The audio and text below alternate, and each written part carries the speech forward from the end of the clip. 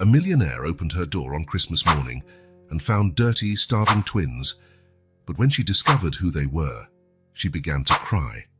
The silence was deafening in the impressive Anderson mansion. Beth Anderson, the lonely millionaire, walked barefoot through the marble corridors, her steps echoing in the emptiness of the house. It was Christmas morning, but for Beth, it was just another day.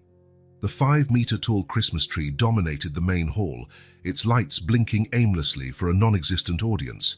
Expensive ornaments and golden garlands adorned every corner, a demonstration of opulence that only served to accentuate the solitude of the environment. Beth ran her hand along the stair railing, her fingers encountering a thin layer of dust. Not even the staff were present on this festive day. Stopping in front of one of the enormous windows overlooking the snow-covered garden, Beth watched families passing by on the street, laden with gifts and smiles.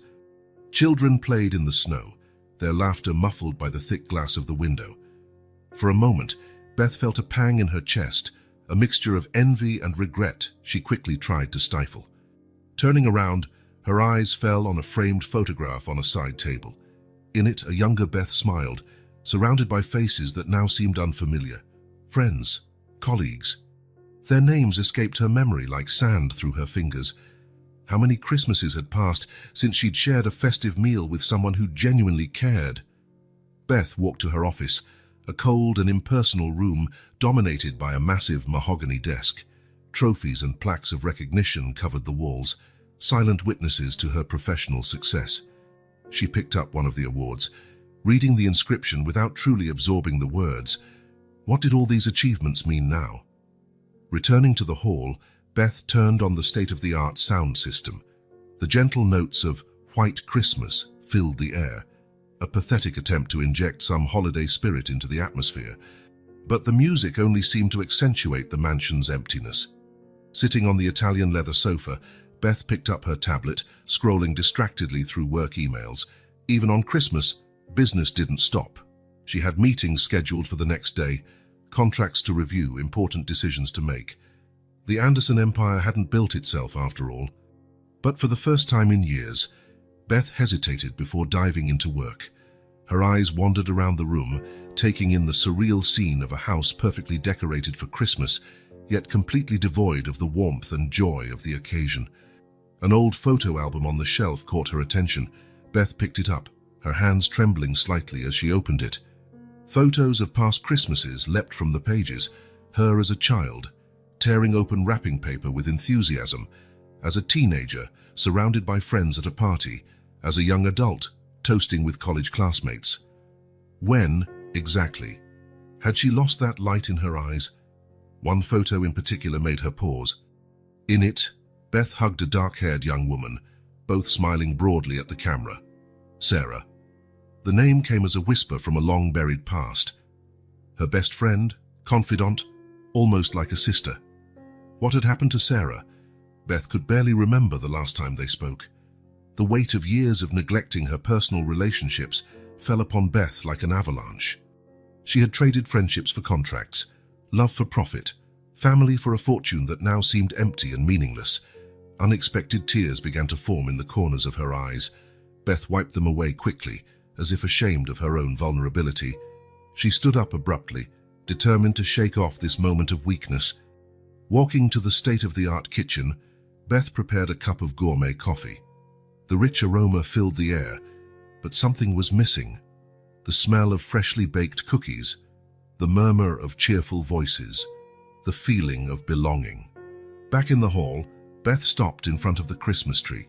There were no gifts beneath it. Whom would she give them to, after all? Her reflection in the nearby mirror startled her.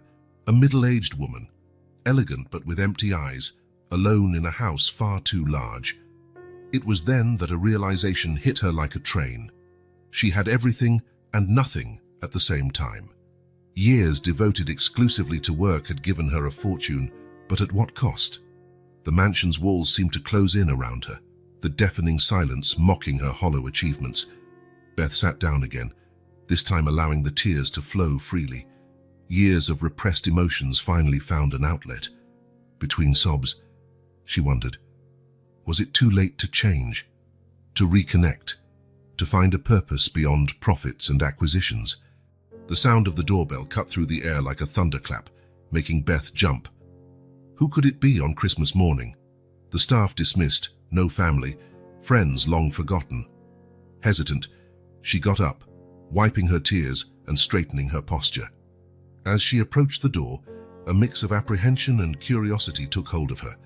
For a brief moment, Beth felt something she hadn't experienced in years, the thrill of the unexpected. With her hand on the doorknob, she took a deep breath. Whoever was on the other side of that door, one thing was certain: this Christmas would be different from all the others. And maybe, just maybe, it would be the start of a long overdue change in Beth Anderson's life. The door opened, and with it, a new chapter in Beth's life was about to begin. Beth opened the door, the biting winter cold rushing into the foyer. Her eyes, still red from her recent tears, widened at the sight before her. Two small boys, no older than 6, stood on the doorstep. They were dirty, shivering with cold, their clothes torn, their expressions fearful. For a moment, Beth stood paralyzed. The boys were identical, twins without a doubt. Dark, disheveled hair, bright blue eyes filled with fear and hunger. Their cheeks were flushed from the cold, noses red and sniffing. One held the other's hand tightly, as if their lives depended on it.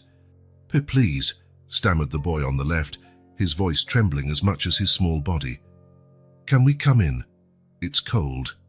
Beth blinked, emerging from her stupor. 1,000 questions raced through her mind in an instant. Who were these children? Where had they come from? Where were their parents? Why were they alone on Christmas morning? Beth began, hesitant. Part of her, hardened by years of ruthless business deals, wanted to close the door, call the police, let someone else handle this. But another part, a part she thought she had buried long ago, twisted at the sight of these helpless children. The other boy stepped forward, gently tugging at the sleeve of Beth's coat. "Please, ma'am, we're hungry." Those simple words broke something inside Beth. Without a second thought, she opened the door wider. "Come in, quickly. Let's get you out of this cold."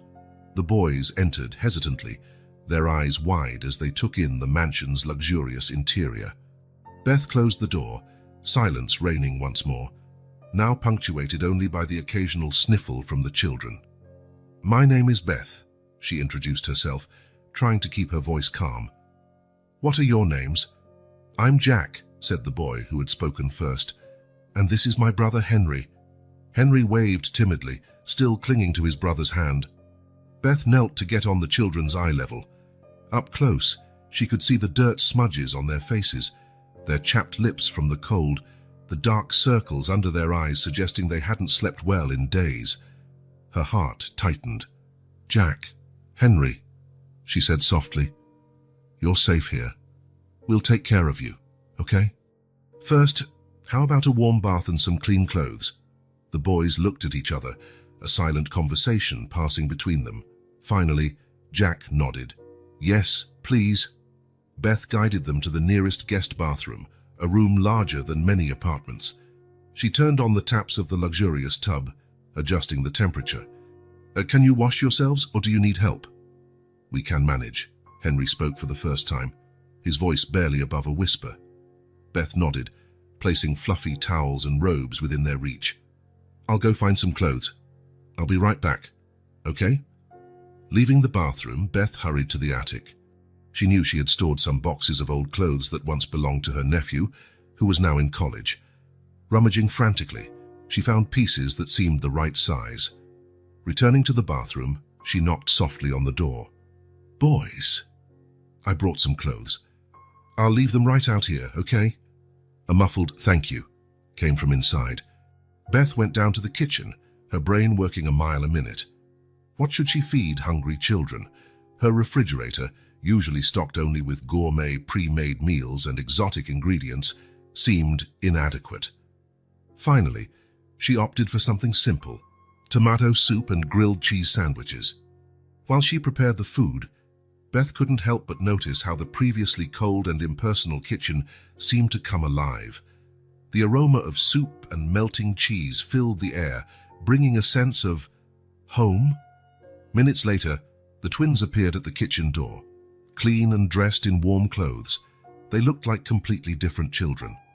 Their dark hair, now clean, fell in curls on their foreheads. Their blue eyes, once dulled by fear, now shone with a mix of curiosity and apprehension. "Come on, sit down." Beth guided them to the kitchen island, placing steaming plates in front of them. "Eat slowly, okay? I don't want you to get sick." The boys needed no further encouragement. They attacked the food as if they hadn't eaten in days, which, Beth realized with a pang, was probably true. While the children ate, Beth watched them, 1,000 questions in her mind. Where had they come from? Why were they alone? Shouldn't they be in some orphanage? Were they running from someone? "It's good," Jack mumbled between bites. "Thank you, Miss Beth." "You're welcome, sweetheart," Beth responded automatically, surprised by how easily a term of endearment slipped from her lips. When the plates were empty, the twins seemed more relaxed, the warmth and the food clearly having an effect. "Now," Beth began softly, "can you tell me where you came from? Where are your parents?"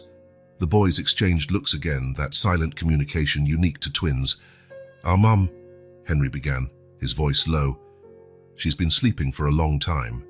Beth frowned, confused. "Sleeping? Do you mean in the hospital?" Jack completed. "They said she won't wake up." Beth's heart sank. A coma. "These poor children.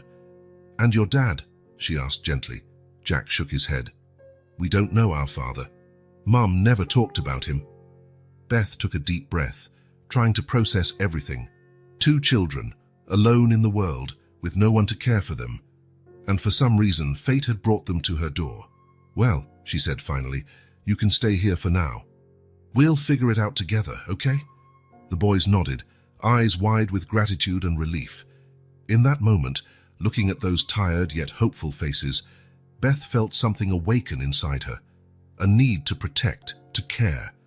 The emptiness she'd felt earlier seemed to fill with something new, something frightening yet incredibly comforting. The mansion, which a few hours ago seemed cold and lifeless, now hummed with a different energy. The smell of homemade food, the soft sound of the children's voices, the sensation of having a purpose beyond herself. Beth didn't know what the future held, but one thing was certain. Her life would never be the same, and maybe, just maybe, that was exactly what she needed. The afternoon sun filtered through the Anderson mansion's windows, casting dancing shadows across the marble floor. The oppressive silence that once dominated the place had been replaced by something new, the sound of childish laughter. Beth watched, fascinated, as Jack and Henry explored the vast main hall. The twins, now clean and well-fed, seemed to have found a new energy. They ran from one side to the other, their eyes gleaming with excitement at each new discovery. "Look, Jack," Henry exclaimed, pointing to an enormous globe in the corner of the room. "It's the whole world." Jack ran to his brother, and together they spun the globe, laughing as they tried to stop it with their tiny fingers. Beth couldn't help but smile. It was as if the mansion, long dormant, was finally waking up. The children's laughter echoed through the corridors, bringing life to every corner. As she observed, Beth couldn't help noticing certain features in the boys, the shape of their eyes, the way they furrowed their brows when focused, even the timbre of their laughter. It all sparked a strange sense of familiarity. "Miss Beth," Jack called, pulling her out of her thoughts. "Can we see the rest of the house?" Beth hesitated for a moment. The mansion was huge, filled with valuable and potentially dangerous objects for curious children. But seeing the hopeful look in the twins' eyes, she relented. "Of course," she replied, extending her hands to them. "But stay close to me, okay?" The boys nodded enthusiastically, each taking one of her hands. The simple, innocent contact sent a wave of warmth through Beth's body. How long had it been since someone held her hand like that, with so much trust and affection? They walked through the corridors, the twins asking endless questions about every painting, every sculpture, every antique piece of furniture. Beth surprised herself with her own patience, answering each question with a tenderness she didn't know she possessed. As they passed her office, Beth noticed something strange. The door, which she always kept closed, was ajar.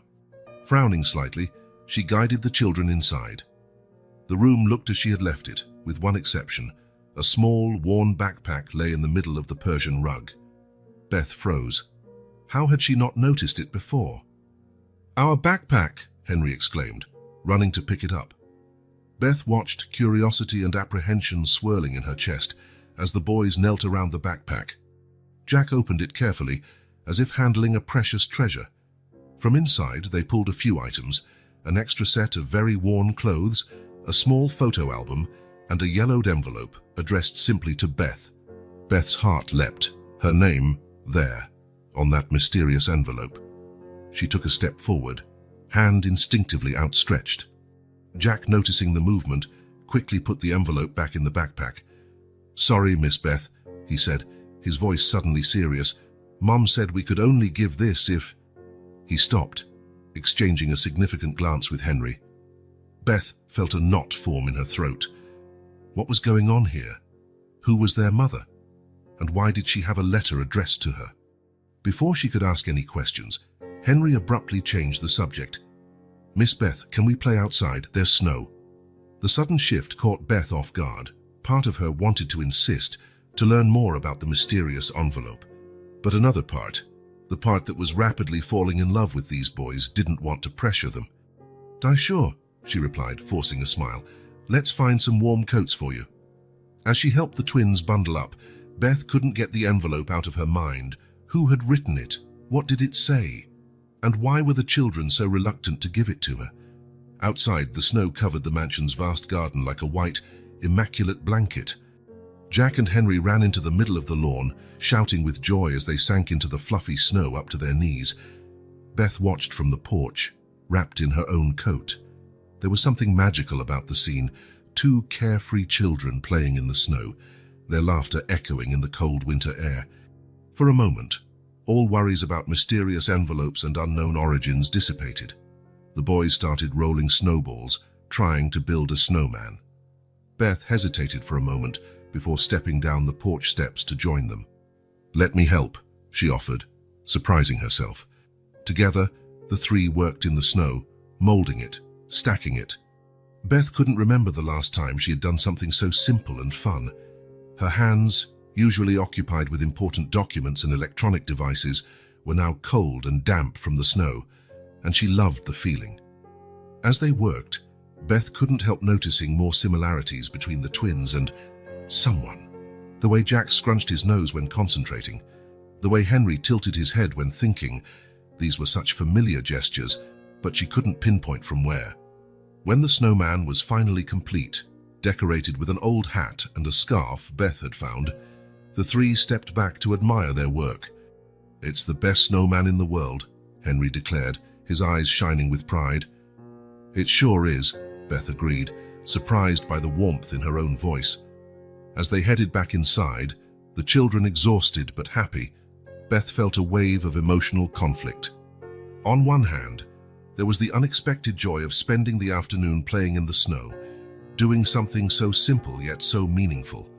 On the other, there was the mystery of the envelope, the unanswered questions about the children's origins, and the strange feeling of familiarity that wouldn't leave her.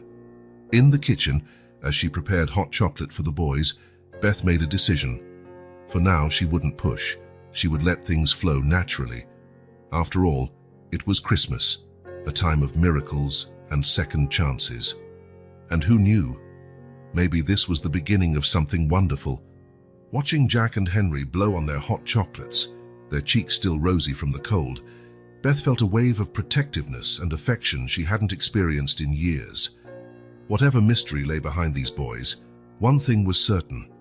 They had brought something back into her life that she hadn't even known was missing. And as night fell over the Anderson mansion, now filled with laughter and warmth, Beth wondered what else fate had in store for her and these two unexpected little visitors. Night had fallen over the Anderson mansion. Jack and Henry, exhausted after a day of play, slept soundly in the guest room. Beth, however, was far from finding sleep. Sitting in her favorite armchair in the office, she stared at the little worn backpack now resting on her desk. The yellowed envelope, with her name written in a familiar hand, seemed to call to her. Beth took a deep breath, her hands trembling slightly as she reached for the backpack. Part of her wanted to delay this moment, to maintain the bubble of happiness she'd experienced during the day, but she knew she couldn't run from the truth forever.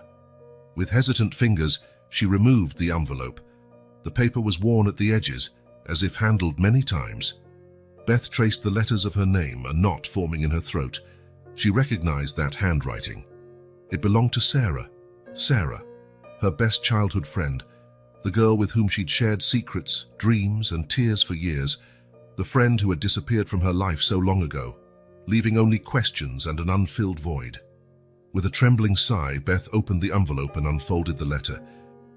Dear Beth, if you are reading this, it means Jack and Henry have found you.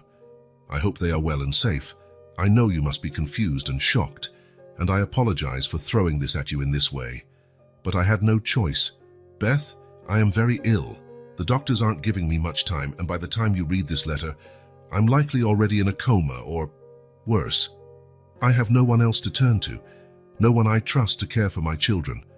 Our children, Beth, yes, you read that correctly. Jack and Henry are my children. And James's. Beth felt the air leave her lungs. James, her James. The man she had loved, with whom she'd planned a future. The man who left her without explanation 6 years ago. Tears blurred her vision, but Beth forced herself to keep reading. I know how much this must hurt. Believe me, I carry this guilt with me every day. It was never our intention to hurt you. It happened after your fight with James, when you two ended the engagement. I went to comfort him. One thing led to another. It was a mistake, a terrible mistake of one night. When I found out I was pregnant, I panicked. James had gone abroad, and you were building your empire. I couldn't face either of you. So I ran, leaving everything behind. I raised the boys alone. Beth, James doesn't know about them. I never told him, and I ask that you don't tell him either. Not yet. They need stability now, not more chaos. I know I have no right to ask you for anything, not after what I did. But I beg you, Beth, please, take care of my children. They are all I have, all that matters. They are wonderful kids, full of love and life. They deserve a chance, a family. You have always been the strongest person I know, Beth. I know you can do this. And maybe, with time, you can find it in your heart to forgive me and James. With all my regret and gratitude, Sarah. Beth let the letter fall to the floor, her hands shaking uncontrollably. A sob escaped her lips, followed by another and another. Years of repressed emotions burst like a broken dam. Betrayal, pain, anger, confusion, all mixed together in a devastating swirl. James, the man she thought she knew so well, had slept with her best friend. Sarah, the person she trusted most, had betrayed her in the worst way possible. Beth stood up, staggering to the window. Outside, snow continued to fall softly, indifferent to the emotional chaos inside the mansion. How could her life have changed so drastically in just one day? Images of the twins playing in the snow flooded her mind, their smiles, their laughter, the innocent trust with which they had held her hands. Now she understood why they seemed so familiar. They were the perfect combination of James and Sarah. Another sob shook her body. Those adorable children, who had brought so much joy into her life in the past few hours, were the fruit of a betrayal that had destroyed her youthful dreams. Beth returned to her armchair, sinking into it. Her emotions swung between furious anger and deep sadness.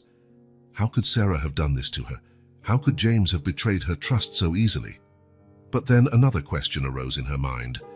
How had Sarah managed to raise 2 children alone, knowing she was sick? The weight of the responsibility her old friend carried suddenly seemed overwhelming, and now that responsibility had been passed to her. Beth looked at the letter again, Sarah's words echoing in her mind. Please, take care of my children. Part of her wanted to refuse, to call social services in the morning and wash her hands of the whole situation. But then she remembered Jack and Henry's trusting blue eyes, the warmth of their small hands in hers, the pure joy on their faces as they built the snowman. Beth got up slowly, wiping her tears with the back of her hands. She walked to the room where the twins slept and opened the door quietly. There they were, 2 sleeping angels, unaware of the whirlwind of emotions their arrival had unleashed. Watching them, Beth felt something shift inside her. The pain of betrayal still burned in her chest. But alongside it, something new was growing. A fierce determination to protect these innocent children, to give them the love and stability they deserved. She didn't know how she would do it or what the future held. But at that moment, looking at Jack and Henry, Beth made a silent promise. She would take care of them no matter what it cost. And maybe along the way, she could begin to heal her own wounds. Gently closing the door, Beth returned to her bedroom. The night would be long, filled with tears and reflection. But when the sun rose, it would be the start of a new chapter in her life. A chapter she never could have predicted, but which now seemed inevitable. Beth spent the night awake, her thoughts a relentless storm of memories and emotions. Sitting on her bed, holding Sarah's crumpled letter in her hands, she allowed herself, for the first time in years, to dive into the past she had tried so desperately to forget. The first flashback hit her like lightning. It was summer. Beth and Sarah were 16. They lay on the Andersons' backyard lawn, watching the clouds and dreaming of the future. "One day I'm going to be a powerful businesswoman," Beth declared, pointing to a cloud shaped like a skyscraper. Sarah laughed, rolling over to look at her friend. "And I'll be a famous artist. The two of us conquering the world together." They intertwined their pinky fingers, making a silent promise of eternal friendship. Beth felt a tear slide down her cheek. How could that pure and true friendship end in betrayal? Another flashback appeared, high school prom night. Beth was nervous, adjusting her dress for the umpteenth time. "You look beautiful," Sarah whispered, helping her with the necklace. "James won't be able to take his eyes off you." Beth blushed, her heart racing at the thought of the boy who had caught her eye in recent months. "Thanks, Sarah. I don't know what I'd do without you." The two hugged, laughing and dreaming about the night ahead. The present day, Beth closed her eyes tightly, trying to push away the pain. Sarah had been more than a friend. She was like a sister, an essential part of her life. The next memory made her heart clench. Her first date with James. Beth was so nervous she could barely speak, but James, with his gentle smile and bright eyes, made her feel at ease instantly. "You know," he said, taking her hand over the table, "I think I'm falling in love with you, Beth Anderson." The world seemed to stop at that moment. Beth felt as if she were floating, lost in James's blue eyes. "I feel the same," she whispered back. Present-day Beth stifled a sob. The love she felt for James had been so real, so deep. How could he have thrown it away so easily? The memories kept flowing. The day James proposed to her. It was in the same garden where she and Sarah used to daydream. James had scattered rose petals along the path. Candles illuminated the twilight. When he knelt, presenting a ring that sparkled in the dusk, Beth felt as if her heart would explode with happiness. "Beth Anderson, would you do me the honor of becoming my wife?" "Yes," she cried, throwing herself into his arms, 1,000 times, yes. That night, as they celebrated with friends and family, Beth thought her life couldn't get any better. Sarah was by her side, the two friends hugging and crying with joy. "I'm so happy for you, Beth," Sarah said, her eyes shining with tears. "You both deserve all the happiness in the world." The irony of those words now made Beth want to scream. But then, the happy memories gave way to painful ones. The fight. It was something so stupid, so insignificant. Beth wanted to postpone the wedding to focus on her rising career. James felt neglected, abandoned. "You love your work more than me," he shouted, his eyes full of hurt. "How can you say that?" Beth retorted, anger boiling in her veins. "I'm doing this for us, for our future." Harsh words were exchanged. The ring was thrown. Doors slammed. Beth ran to Sarah for comfort. Her friend held her, letting her cry on her shoulder. "It'll be all right," Sarah whispered, stroking her hair. "You'll get through this. Your love is too strong to end like this." But it wasn't all right. Days passed with no word from James. Beth buried herself in work, using it as a shield against the pain. And then the final blow. Beth decided to surprise James, as willing to reconcile. She arrived at his apartment late at night, a bottle of wine in her hand and her heart full of hope. The door was ajar. She entered, calling his name softly. The muffled sound of voices guided her to the bedroom. Beth stopped, frozen, at the door. James and Sarah, entwined on the bed. Clothes scattered on the floor told a story Beth didn't want to believe. The world collapsed. The wine bottle shattered on the floor, making the lovers jump apart. "Beth!" Sarah screamed, pulling the sheet to cover herself. Her eyes were wide with horror. James jumped up, trying to reach her. "Beth, wait, it's not what you—" But Beth was already running, fleeing that scene, that betrayal, that nightmare. She ran until she couldn't anymore, until her lungs burned and her legs gave out. She fell to her knees in a deserted park, sobs shaking her body violently. That night, Beth swore she would never open her heart again, never trust, never love. Back in the present, Beth found herself panting, tears streaming down her face. The pain of that night, which she had buried so deeply, now felt fresh and raw. But something had changed. Jack and Henry's laughter echoed in her memory, mingling with the painful recollections. Those innocent children, the fruit of a betrayal that shattered her world, had brought unexpected light into her life. Beth stood up, staggering to the window. The sky was beginning to lighten, the first rays of sun painting the horizon pink and gold. A new day was dawning, bringing with it the promise of new beginnings. She didn't know what the future held, but one thing was sure. For Jack and Henry, she would find the strength to face her past and perhaps learn to trust and love again. The morning sun filtered through Beth's bedroom curtains, finding her still awake, eyes red and swollen from a sleepless night. She rose mechanically, her body exhausted, but her mind still in turmoil. Passing by the mirror, Beth barely recognized the woman staring back at her.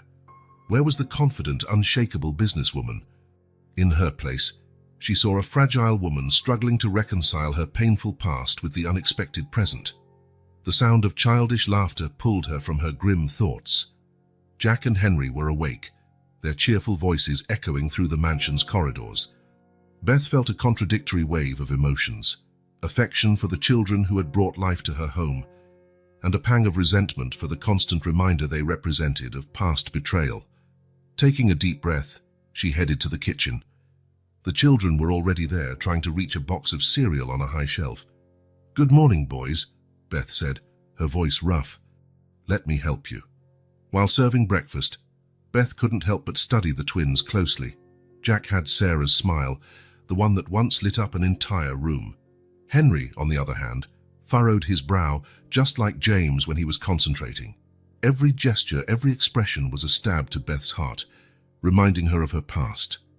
"I'm Miss Beth," Henry called, pulling her from her thoughts. "Can we play in the garden again today?" Beth hesitated. Part of her wanted to say no, to keep her distance, to protect herself from the pain these children caused her unintentionally. But another part, a part she thought long dead, yearned for their company, for the warmth and innocence they brought. "Of course," she finally answered, forcing a smile. "After breakfast?" As the children ate, Beth got lost in her thoughts again. What should she do now? Sarah's letter begged her to care for the children. But how could she do that? How could she look at Jack and Henry every day and not see the betrayal that had destroyed her life? Her thoughts were interrupted by the phone ringing. It was the local hospital. "Miss Anderson, we have a patient here, Sarah Mitchell. She's awake from her coma and asking for you and her children." Beth's world seemed to halt. Sarah was awake. The woman who was once her best friend, who had betrayed her so deeply, was asking to see her. "Ashen, I'll come as soon as I can," Beth stammered, hanging up.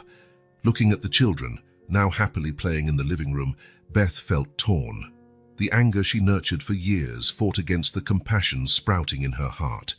Sarah was ill, possibly dying. Could she deny her one last meeting? "Jack, Henry," she called softly. "We need to talk." The children approached, their big, curious eyes fixed on her. "Your mum, she woke up. She's at the hospital and wants to see you." The boys' faces lit up with a mix of joy and anxiety. "Mummy's okay?" Jack asked, his voice trembling slightly. Beth felt her heart tighten. Despite everything, these children loved their mother. They weren't to blame for Sarah and James's actions. "She's better," Beth answered carefully. "We'll visit her, okay?" Helping the children get dressed, Beth fought an internal battle. Every fiber of her being screamed to keep her distance, to protect herself from more pain. But looking at Jack and Henry, she knew she couldn't deny them this. They deserved to see their mother. And Sarah, well, Sarah deserved a chance to explain herself. In the car, on the way to the hospital, Beth found herself reliving memories of her friendship with Sarah, the happy moments, the laughter, the dreams they once shared. How had it all gone so wrong? Arriving at St. Mary's Hospital, Beth felt her stomach turn. The children, eager to see their mother, could barely contain their excitement. She guided them through the white, sterile corridors, her heart beating faster with each step. Stopping outside Sarah's room, Beth hesitated. Was she really ready for this? Could she face the woman who had betrayed her so deeply? Jack gently tugged her hand. "It's okay, Miss Beth. Mum will be happy to see you too." The innocence of those words hit Beth like lightning. These children, in their purity, didn't see the complicated past, the betrayal, the pain. They only saw love and possibilities. With a deep sigh, Beth opened the door. The moment of truth had arrived. She would face Sarah, not only for herself but for the children who, against all odds, had found a place in her heart. As she entered the room, Beth knew her life was about to change once again, but this time she would face whatever came not with bitterness, but with renewed determination. For Jack, for Henry, and maybe for herself. The future was uncertain, but one thing was clear. The conflict in her heart would not be easily resolved. However, taking this step, facing Sarah and the past, was the start of a healing journey Beth didn't even know she needed. St. Mary's Hospital stood imposingly against the grey winter sky, its windows reflecting the faint morning light. Beth parked her car in the nearly empty lot, her hands trembling slightly as she turned off the engine. Jack and Henry, in the back seat, could hardly contain their excitement. "Are we going to see Mommy now?" Jack asked, his eyes shining with anticipation. Beth took a deep breath, trying to calm her nerves. "Yes, dear. But first, we need to speak with the doctors, okay?" She helped the children out of the car, holding their small hands in hers. The contrast between their eagerness and her own emotional turmoil was striking. While they hopped alongside her, Beth felt as if she were walking to her own execution.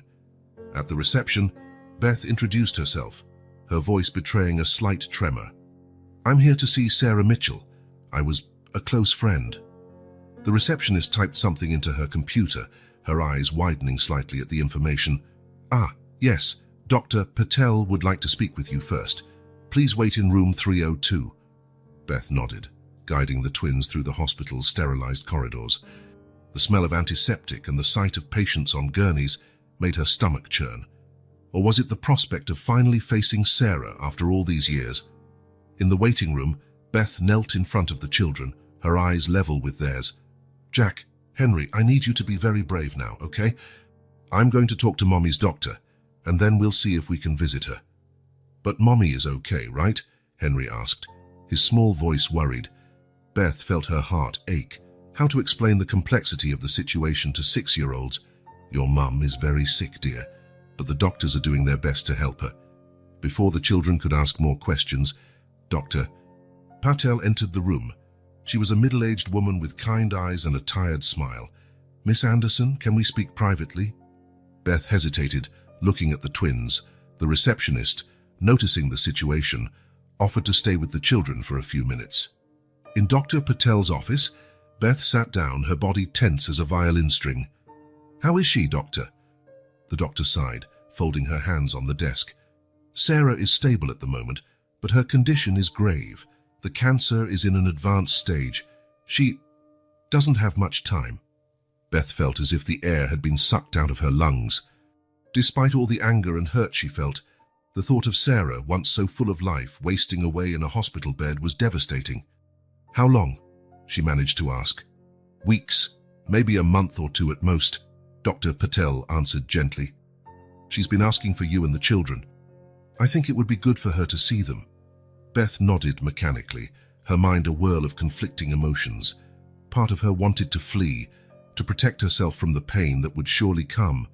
But another part, The part that still remembered the friendship they once shared, knew she couldn't deny this last request. "May I see her now?" Beth asked, her voice barely a whisper. Dr. Patel nodded. "Yes, but be prepared. The illness has affected her greatly. And, Miss Anderson, be kind. Whatever your history, now is not the time for settling scores." The doctor's words hit Beth like a slap. She had been so focused on her own pain that she almost forgot Sarah's suffering. With a nod, she stood, her legs trembling slightly. Back in the waiting room, Jack and Henry ran to her, their little faces anxious for answers. "Can we see Mommy now?" Jack asked, tugging at Beth's sleeve. Beth knelt again, looking into the children's eyes. "Yes, we can, but remember, Mommy is very sick. She may look different from what you remember, okay? But she's still the same Mommy who loves you very much." The boys nodded solemnly, their expressions a mixture of fear and hope. Beth felt a wave of protectiveness wash over her. Regardless of her feelings for Sarah, she would do everything possible to make this moment as gentle as possible for the children. Walking down the corridor to Sarah's room, Beth felt as if she were moving in slow motion. Each step took her closer to a confrontation she had avoided for years. What would she say? How would she react upon seeing Sarah again? Stopping in front of the door, Beth closed her eyes for a moment, taking a deep breath. She thought of all the nights spent crying, the anger she had nurtured for so long, the pain of betrayal. But she also thought of the friendship they once shared, the dreams and laughter.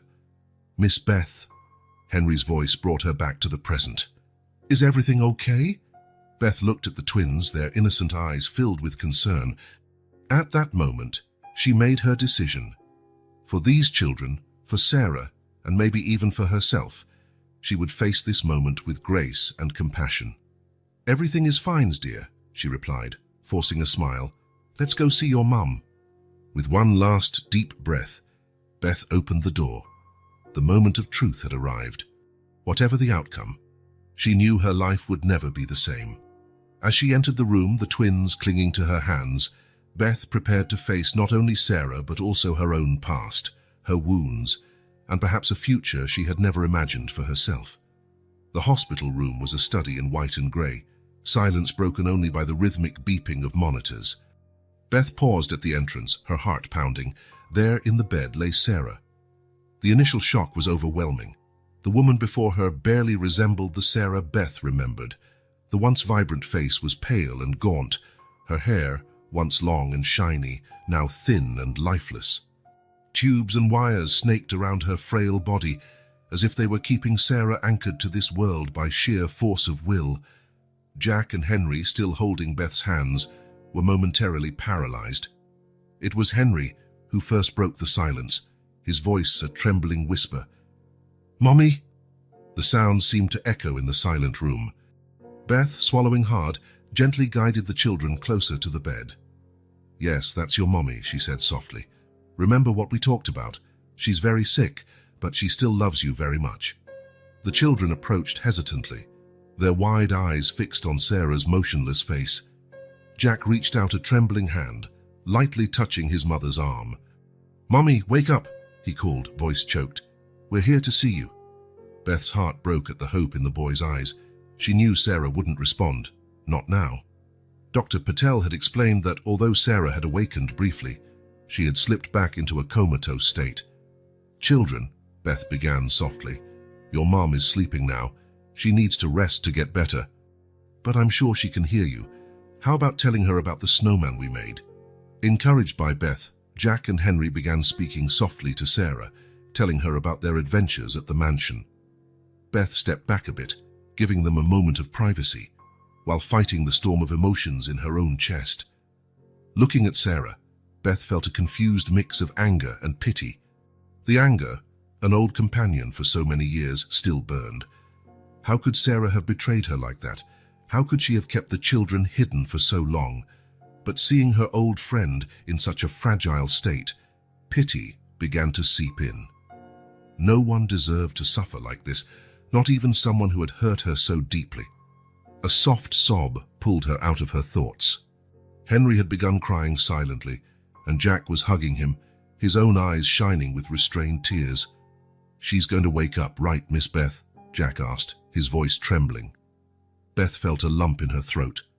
How to explain the gravity of the situation to such young children? How to balance honesty with compassion? "I don't know, sweetheart," she finally replied, kneeling beside them. "The doctors are doing the best they can, but what I do know is that your mom loves you very much, and she would be so happy to know you're here." The children snuggled up to her, seeking comfort. Beth hugged them, surprised by the intensity of the protective feeling washing over her. At that moment, looking at Sarah in the bed and feeling the warmth of the boys in her arms, Beth made a decision that would change the course of her life. "Jack, Henry," she said gently, "how would you feel about staying with me for a while, until your mum gets better?" The twins looked at her, their young faces showing a mix of relief and worry. "So how can we come see Mommy every day?" Henry asked. "Of course," Beth assured him. "We'll come as often as we can." Jack nodded slowly. "Okay, I think Mommy would like that." Beth felt a pang in her heart. These boys, so young and already facing such a difficult situation, displayed a strength she couldn't help but admire. At that moment, a nurse entered the room. "I'm sorry, but visiting hours are over." Beth nodded, standing up.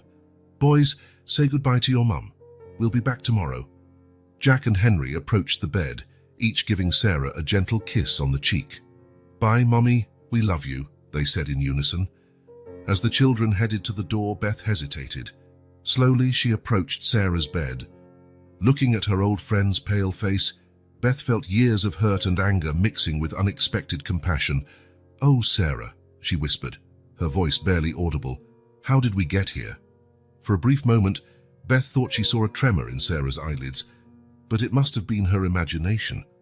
With a deep sigh, she turned and left the room, joining the boys in the hallway. As they walked back to the car, Beth felt as if she were carrying the weight of the world on her shoulders. Deciding to care for the children hadn't been easy, but looking at Jack and Henry, she knew it was the right thing to do. On the drive back to the mansion, Beth reflected on how drastically her life had changed in just a few days.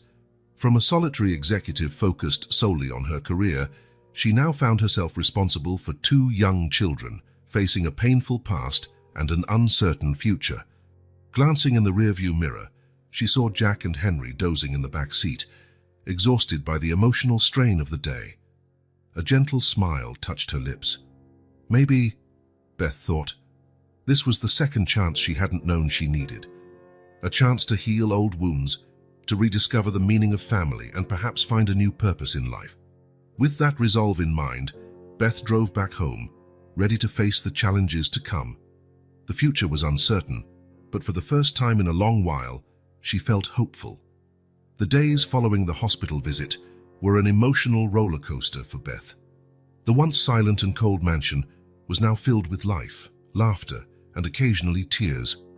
Jack and Henry brought with them an energy Beth hadn't experienced in years, and she found herself navigating the unfamiliar waters of improvised motherhood. One sunny morning, Beth woke to the sound of laughter coming from the garden.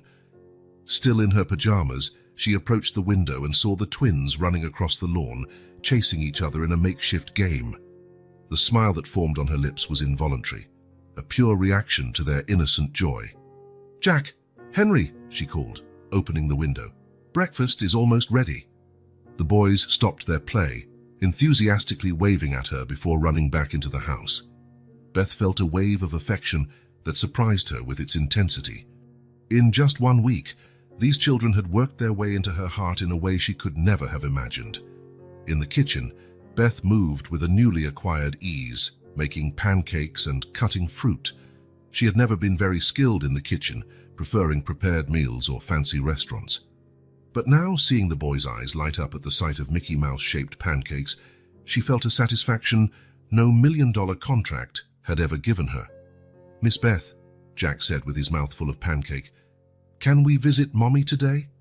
The question, though expected, still made Beth's heart tighten.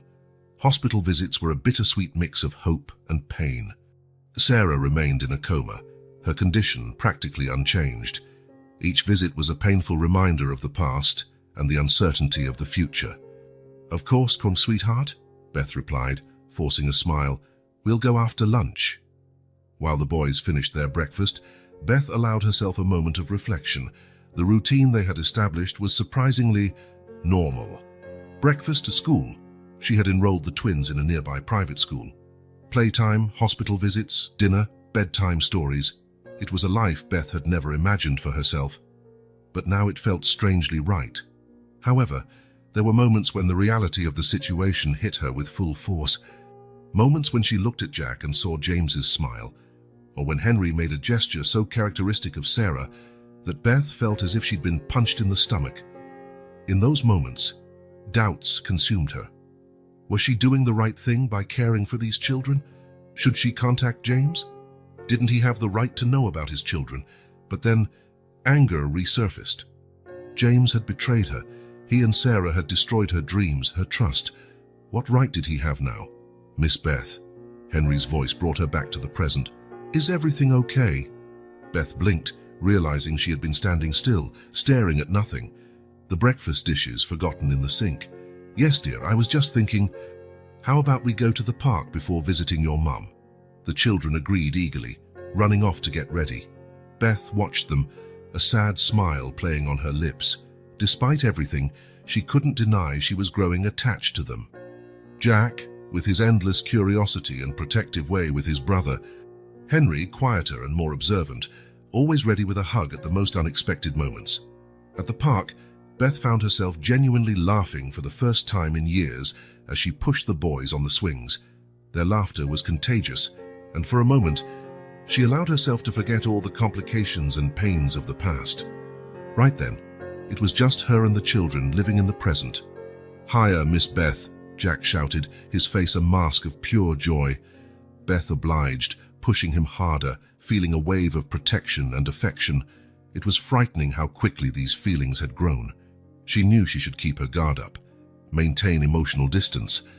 After all, wasn't this situation temporary? But her heart seemed to have other ideas. Back at the mansion, getting ready for the hospital visit, Beth found herself looking at the phone. James's number, which she had never had the courage to delete, seemed to burn in her mind. It would be so easy to call, to tell him about the children, to share this burden. "We're ready!" Jack's excited voice interrupted her thoughts. He and Henry stood at the door, dressed and eager to see their mum. Beth smiled, stepping away from the phone. No, she decided. Not yet. The children needed stability now, not more chaos. James would have to wait. At the hospital, the scene was the same as always. Sarah, motionless in bed, the monitors beeping constantly.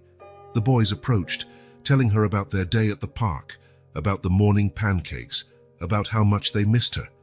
Beth watched from a distance, her heart divided. Seeing the children's unconditional love for their mother was both touching and painful. She wondered if she would ever be able to forgive Sarah completely. As the boys talked to Sarah, Beth noticed something different. A solitary, silent tear rolled down Sarah's face.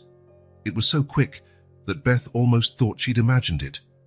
"Dr. Patel," she called to the doctor passing by. I think I saw Sarah cry. Is that possible?" The doctor approached, examining Sarah carefully. "It's possible. Comatose patients sometimes have involuntary reactions. It might be a good sign, but we can't be sure." That small tear sparked a glimmer of hope in Beth. Maybe, just maybe, Sarah could recover. And if she woke up, what then? Back at the mansion, after a lively dinner where the boys recounted their entire hospital visit, Beth found herself in the living room, the children snuggled against her on the couch while watching a cartoon movie. "Miss Beth," Henry said sleepily, his head resting on her shoulder, "do you think Mommy will wake up soon?" Beth felt her heart tighten. "I don't know, sweetheart, but the doctors are doing the best they can." "What if she doesn't wake up?" Jack asked, his voice small and scared. Beth swallowed hard, fighting back tears. Then we'll deal with it together. You're not alone, okay?" The boys nodded, snuggling closer to her. Beth hugged them tightly, feeling the weight of the responsibility she had taken on. These children trusted her, depended on her, and God help her, she was falling in love with them. Later, after putting the twins to bed, Beth found herself again in front of the phone. Her hand hovered over the device, The internal debate fiercer than ever. Did James deserve to know? Didn't the children have the right to know their father? With a frustrated sigh, she stepped away. Not today, she decided. Not while Sarah still lay in that hospital bed. Not while the children were still adjusting to all this change. Lying in her bed that night, Beth reflected on how drastically her life had changed in such a short time. The cold, calculating executive had given way to a woman now concerned with school schedules, park visits, and bedtime stories. It was scary, confusing, and completely unexpected. But as she closed her eyes, Beth realized that, for the first time in years, she no longer felt alone. The emptiness that had long inhabited her heart was being filled, slowly but surely, by the love of two children who had blown into her life like a hurricane.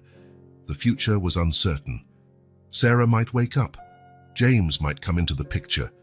But at that moment, that night, Beth allowed herself to dream of the possibility of a family she never knew she wanted, but now couldn't imagine living without.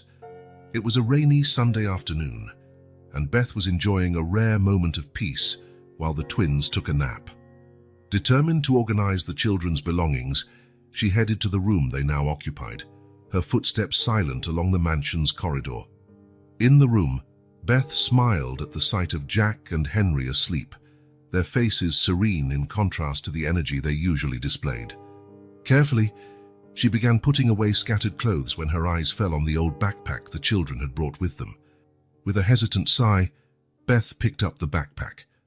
She knew she shouldn't snoop, but curiosity and the need to understand more about the situation won out over her initial reluctance. Sitting on the edge of the bed, Beth slowly unzipped the bag. Besides the few clothes and toys, something at the bottom caught her attention. It was a yellowed envelope, different from the one containing Sarah's letter. With trembling hands, she opened it. Inside, she found a series of photographs. Her heart stopped for a moment as she recognized the face in one of them. James. Younger, smiling that smile that once made her heart melt, but unmistakably James. The photo showed him on a beach, his arms around a pregnant Sarah. Both looked happy, carefree, unaware of the storm their actions would unleash in Beth's life. As she looked at the image, Beth felt a wave of memories flood over her. Flashback. It was spring, and the park was in full bloom. Beth strolled hand in hand with James, their hearts light and full of promise. "You know," James said, stopping under a flowering cherry tree, "one day we'll bring our children here." Beth laughed, her face flushed with happiness. "Hi to children, are you already planning our family?" James pulled her close, his eyes shining with love. "With you, Beth, I plan our entire future." End of flashback. Beth swallowed hard, pushing the memory away. That future never materialized, at least not with her. Continuing to go through the envelope, she found more photos. James holding newborn twins, him teaching the boys to walk. Moments of a family life Beth never knew. A folded piece of paper fell out from between the photos. Beth picked it up, unfolding it carefully. It was a letter, James's unmistakable handwriting. "Dear Sarah, I know we agreed it would be best for me to stay away, but I can't stop thinking about the boys. How are they? Does Jack still have that habit of sleeping with his teddy bear upside down? Has Henry overcome his fear of thunder? I understand your reasons for keeping our situation a secret, but sometimes I wonder if we made the right choice. They deserve to know who their father is, don't they? Always yours, James." Beth felt as if the floor had been torn from under her feet. James knew. He had always known about the children. The revelation hit her like a speeding train, bringing with it a new wave of betrayal and hurt. Flashback. "James, please, can we talk about this?" Beth pleaded, tears streaming down her face. James turned, his eyes cold and distant. "There's nothing to talk about, Beth. It's over." "But why? What did I do wrong?"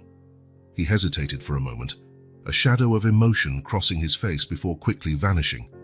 "Sometimes things just don't work out. It's better this way." And with that, he left her life, leaving Beth broken and confused. End of flashback. Now, years later, The puzzle pieces began to fit. James hadn't simply ended it. He had chosen Sarah and the children on the way. Beth felt a toxic mix of anger, sadness, and confusion bubbling inside her. Why had James agreed to stay away? Why had Sarah insisted on this secret? And what did it mean for Jack and Henry? A soft movement drew her attention. Henry was stirring, his sleepy eyes blinking. "Miss Beth?" he murmured, sitting up in bed. "What's that?" Beth quickly put the photos and letter back into the envelope, her heart racing. "Nothing, dear.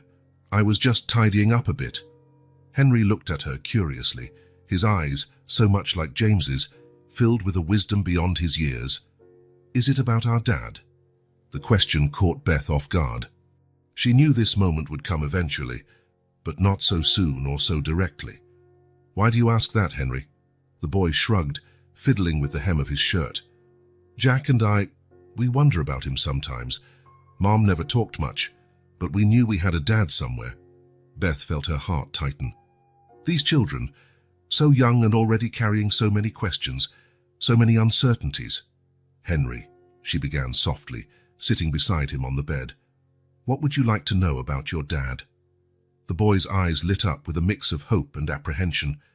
Does he love us? Why isn't he here with us?" At that moment, Jack also woke up, quickly joining the conversation. "Do you know our dad, Miss Beth?" Beth felt the weight of the world on her shoulders. How to explain the complexity of the situation to 6-year-olds? How to protect them from the truth without lying? "Yes, I know your father," she admitted finally. "And I'm sure he loves you very much." "Then why doesn't he ever visit us?" Jack asked, his voice a mixture of curiosity and hurt. Beth took a deep breath, choosing her words carefully. "Sometimes adults make complicated decisions, thinking they're doing what's best for everyone. Your dad, he thought staying away was the best option at the time." The children absorbed her words in silence, their little faces serious and thoughtful. "But what if he wants to meet us now?" Henry asked quietly. The question hung in the air, loaded with possibilities and consequences. Beth felt her heart split. On the one hand, these children deserved to know their father. On the other, the idea of James entering their lives now, after everything that happened, filled her with fear and resentment. "If that happens," Beth said finally, "we'll face it together, okay? You're not alone in this." The twins nodded, seeming a bit lighter. Beth hugged them, feeling the warmth of their small bodies against hers, a wave of protection enveloping her. Later that night, after putting the children to sleep, Beth found herself again in front of the phone. Her fingers hovered over the buttons, her internal debate more intense than ever. James deserved to know that his children were asking about him. Didn't the children have the right to meet their father? But what about her, Beth asked herself.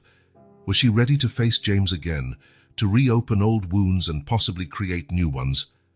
With a frustrated sigh, she drew her hand back. Not today, she decided. Not while everything was still so uncertain. Not while Sarah lay in a hospital bed. Looking out the window at the rainy night, Beth allowed herself a moment of vulnerability. Silent tears ran down her face.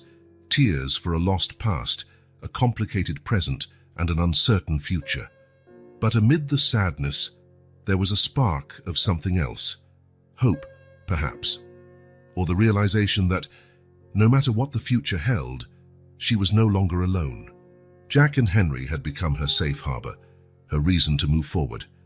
And as the rain continued to fall outside, Beth made a silent promise. No matter what happened, she would protect these children. And maybe, just maybe, in the process of caring for them, she could begin to heal her own wounds. Beth's office, once a sanctuary of work and ambition, had turned into an internal battleground. Sitting in her leather chair, she stared at the phone as if it were a bomb about to explode.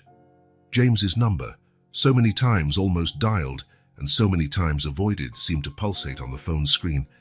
Beth closed her eyes, allowing herself to imagine what that conversation might be like. "James, it's Beth. Beth, I wasn't expecting your call. There's something you need to know about Jack and Henry." "Jack and... wait, how do you..." She shook her head, dismissing the imaginary dialogue. Would it really be so simple, so direct? Years of hurt, betrayal, and secrets couldn't be undone with a few sentences over the phone. Beth stood up, walking to the window. Outside, Jack and Henry were playing in the garden, their laughter echoing across the property.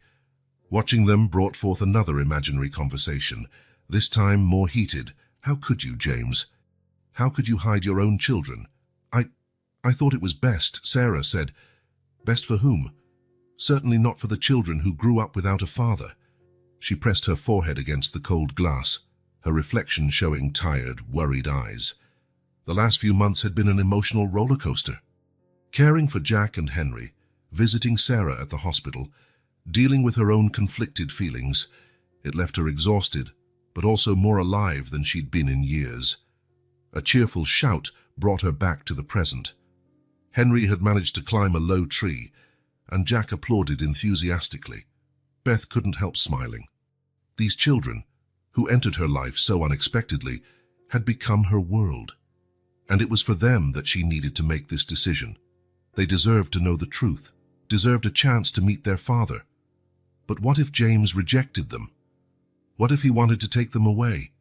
Fear tightened Beth's chest. Returning to her desk, she picked up paper and pen, determined to list the pros and cons of contacting James. Pros: the children would know their father. James would assume financial responsibility. Possible additional support raising the twins. Closure for everyone involved. Cons: disrupting the children's current routine. Possible rejection by James' legal complications. Reopening old emotional wounds. Beth looked at the list, feeling even more confused. Each point seemed equally heavy, each decision fraught with potential consequences. A soft knock on the door interrupted her thoughts. "Come in," she called, quickly hiding the list. Jack and Henry entered, their faces flushed from playing outside. "Miss Beth," Jack began, a bit hesitant, "can we show you something?" "Of course, dears," Beth replied, forcing a smile and setting aside her dilemmas for the moment. The twins approached, each holding a piece of paper. "We made drawings," Henry explained, his voice shy but proud. Beth took the drawings, her heart tightening as she saw what they had created. They were portraits of what could only be described as their ideal family. In Jack's drawing, there were 5 stick figures, 2 children holding hands, clearly him and Henry, a larger woman, Sarah, Beth assumed, a tall man with a big smile, James, and another female figure slightly off to the side but still part of the group. Beth was touched to realize that was probably her. Henry's drawing was similar, but with a crucial difference. The figure representing Beth was holding hands with the children, forming a circle along with Sarah and James. "It's our family," Henry explained softly. "All together." Beth felt tears forming in her eyes. The innocence and simple desire of these children for a united family hit her deeply. "They're beautiful boys," she managed to say, her voice choked with emotion. "You did a wonderful job." The children smiled, clearly pleased with her reaction. "Miss Beth," Jack asked, his voice full of hope, "do you think one day we can be like that, a real family?"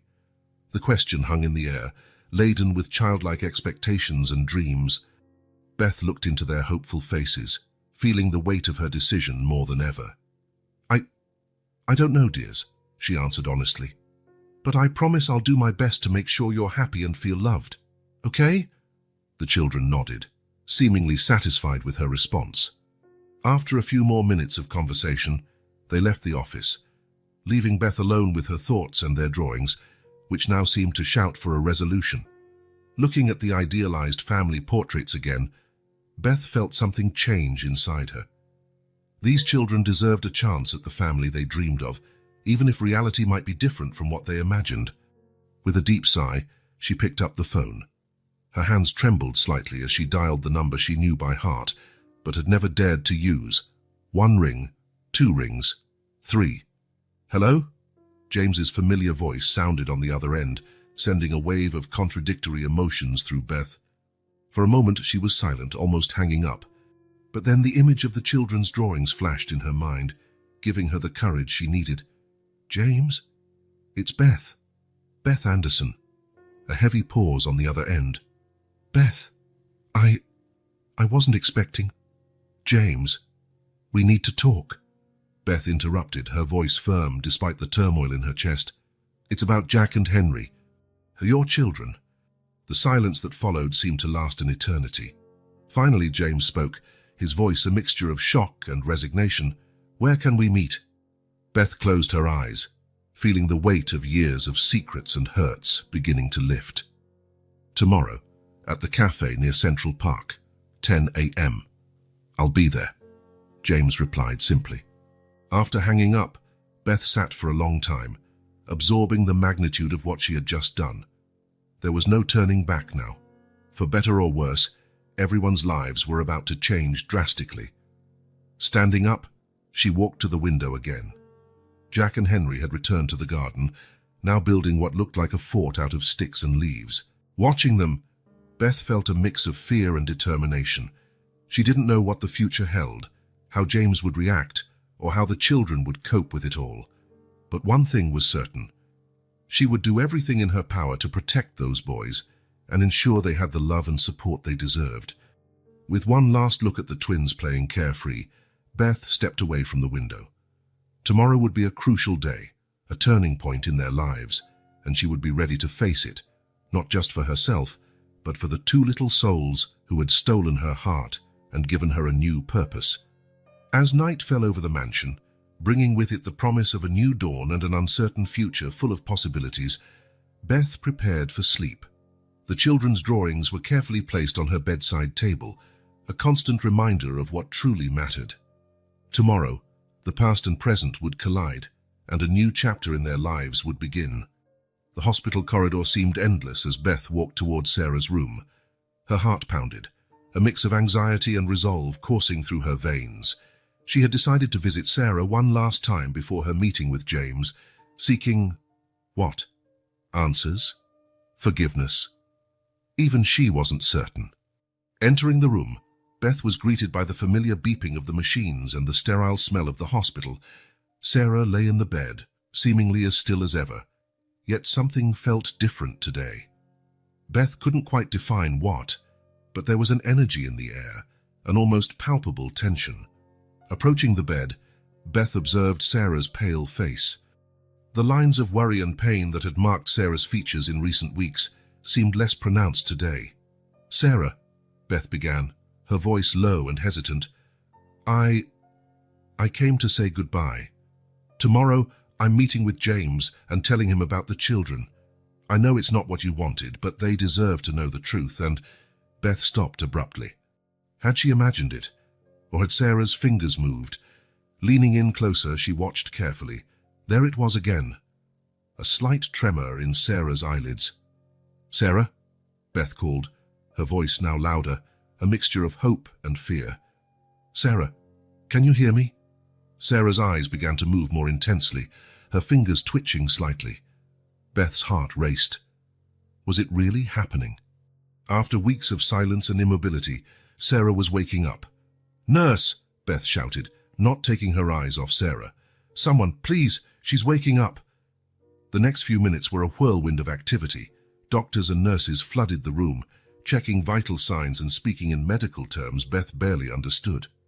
Amid the chaos, Sarah's eyes finally opened, blinking in confusion at the light. "Be Beth!" Sarah's voice was hoarse, barely audible, but to Beth, it was like thunder in a clear sky. Tears that Beth hadn't realized she was holding back began to fall freely. "Yes, Sarah, it's me. You're in the hospital. You've been in a coma for weeks." The doctors asked Beth to leave so they could examine Sarah properly. The minutes that followed were the longest of Beth's life. She paced back and forth in the corridor, her mind a jumble of conflicting emotions. Finally, the doctor stepped out of the room. "She's stable and lucid," he informed. "You can see her now, but only for a few minutes. She's still very weak." Beth entered the room again, her heart hammering in her chest. Sarah was sitting up in bed, supported by pillows. Her eyes, though tired, were alert and fixed on Beth. "The children?" was Sarah's first question, her voice still weak. "They're fine," Beth replied, moving closer to the bed. "They're with me. They're safe." The relief on Sarah's face was palpable. "Thank you, Beth. I'm sorry. For everything." The words hung in the air between them, charged with years of secrets and hurt. Beth felt a wave of conflicting emotions, anger, relief, confusion. "Why, Sarah?" she finally asked, her voice trembling. "Why hide the children? Why not tell me? Why not tell James?" Sarah closed her eyes for a moment, as if gathering strength. When she opened them again, they were filled with tears. "James doesn't know," she whispered. "He never knew about the children." Beth felt as though the ground had been pulled from under her.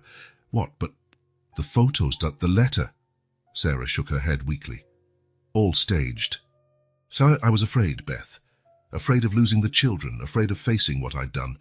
So I made up a story, created false evidence, to protect the boys, to protect myself." The revelation hit Beth like a speeding train. All her assumptions, all the conclusions she had drawn, everything was wrong. "But why?" Beth asked, her voice barely a whisper. "Because I knew that if James found out, he would want to do the right thing. He would want to marry me, raise the children. And I couldn't do that to him. I couldn't ruin his life for a one-night mistake." Beth stumbled to the chair beside the bed, feeling dizzy with all the revelations. James didn't know, he never knew. All the accusations, all the anger she had directed at him over the years, they were unfounded. "Beth," Sarah continued, her voice weak but urgent, "I know I have no right to ask anything of you, but please, don't tell James. Not yet. The children, they need stability now." Beth looked at Sarah, a turmoil of emotions in her chest, anger at the ongoing deceit, compassion for the fragile woman before her, confusion about what to do next. Standing abruptly, Beth moved away from the bed. I need time to process all this," she said, her voice trembling. "I need to think about what's best for Jack and Henry." Leaving the room, Beth felt as if the world was spinning around her. The meeting with James, scheduled for the next day, now seemed even more complicated. What should she do? Tell the truth? Keep Sarah's secret? Walking down the hospital corridor, Beth knew she was facing the hardest decision of her life. A decision that would affect not only her, but James and Sarah, and most importantly, the two innocent children who had become the center of her world. The small cafe in the town of Millbrook seemed frozen in time, with its worn wooden tables and the comforting aroma of freshly brewed coffee. Beth entered, her heart pounding so hard she feared everyone could hear it. Her eyes swept the place until they found the familiar figure sitting in a distant corner. James. He hadn't changed much over the years. A few grey hairs at the temples, a few more lines around his eyes, but he was still the man who once was the center of her world. Their eyes met, and Beth felt the weight of years of pain and secrets between them. "Beth," James said softly as she approached, "it's good to see you." Beth sat down, her hands trembling slightly. "James, thank you for coming. Dicey, there's something you need to know." In the next few minutes, Beth poured out the entire story, the twins showing up at her door, Sarah's letter, the weeks taking care of the children, and finally, the truth about their paternity. James remained silent for a long moment, his face a mask of shock and disbelief. I have children," he finally whispered, his voice choked. Beth nodded, tears shining in her eyes. "Jack and Henry, they're 6, and they're wonderful, James." "Why didn't Sarah ever tell me?" James asked, pain clear in his voice. Beth hesitated, remembering her conversation with Sarah at the hospital. She was afraid. "Afraid of ruining your life, of losing the children." James ran a hand over his face, obviously struggling to process everything. "I need to see them, Beth. I need to meet my children."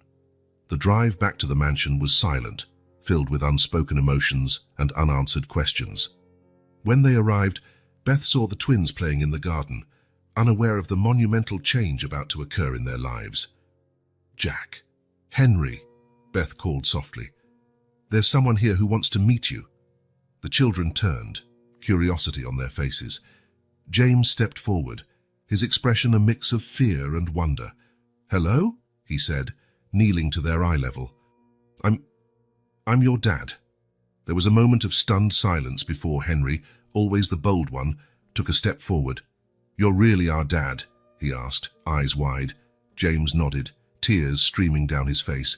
Yes, I am, and I'm so happy to finally meet you. What followed was a scene Beth would never forget. Jack and Henry, after a moment's hesitation, threw themselves into James's arms. Laughter and tears mixed as father and sons embraced for the first time. The sound of a car approaching broke the moment. Beth turned to see a taxi pulling up, and to her surprise, Sarah stepped out, leaning on a cane. "Sarah!" Beth exclaimed, rushing to help her. "What are you doing here?" "You should be in the hospital." Sarah smiled faintly. "I couldn't miss this. I needed to be here to face the consequences of my actions." When Sarah approached the group, the air grew tense. James stood up, his face a mixture of conflicting emotions. The children, sensing the tension, went quiet. "James," Sarah began, her voice trembling, "I'm so sorry. For everything, Before she could continue, James stepped forward and hugged her. "It's all right," he murmured. "We're all here now. That's what matters." Beth watched the scene, feeling a wave of emotions crash over her. Anger, hurt, forgiveness, hope, all mixed in her chest. And then, to her surprise, she felt herself being pulled into the group hug by the twins. "Miss Beth," Jack said, smiling, "now we're a real family." The child's words broke down the last barrier. Beth felt years of resentment dissipate, replaced by a sense of peace she hadn't felt in a long time. 1 year later, the Anderson mansion was unrecognizable. Twinkling lights adorned every window, and the sound of laughter and Christmas music echoed through the halls. In the grand salon, an imposing tree dominated the space, surrounded by colorful presents. Beth observed the scene from the doorway, a gentle smile on her lips. James and Sarah were sitting on the sofa, their heads together as they talked quietly. The twins ran around, proudly wearing matching Christmas sweaters. The past year had been a journey of healing and reconciliation. It hadn't been easy. There were heated arguments, tears shed, and moments of doubt. But there were also laughs, hugs, and the slow, steady construction of a new family. Sarah, now recovered, had moved into a nearby house. She and James were working on their relationship, rebuilding trust step by step. Beth, to her own surprise, had become an integral part of this new family dynamic. Loved by the twins as a second mother, and respected by James and Sarah as the woman who had held everything together in the most difficult moments. "Aunt Beth," Henry called, running over with a present in his hands. "This is for you." Beth knelt down, accepting the package with an emotional smile. "Thank you, dear." As she opened the gift, a framed drawing of the family made by the twins, Beth reflected on how a simple act of kindness, opening the door to 2 lost children on a Christmas morning, had changed the course of so many lives. Looking around at the smiling faces of her newly formed family, Beth felt a wave of gratitude wash over her. The path had been long and often painful, but here they were, united, loved, and finally at peace. As everyone gathered around the tree to exchange gifts, Beth offered a silent prayer of thanks, for second chances, for forgiveness, and above all, for the transformative power of love. On that Christmas night, as laughter filled the once lonely mansion, Beth knew she had found the true meaning of family and home. And as the snow fell softly outside, Beth embraced her new reality, a life filled with love, hope, and the warmth of a family that, against all odds, had found its way back to each other.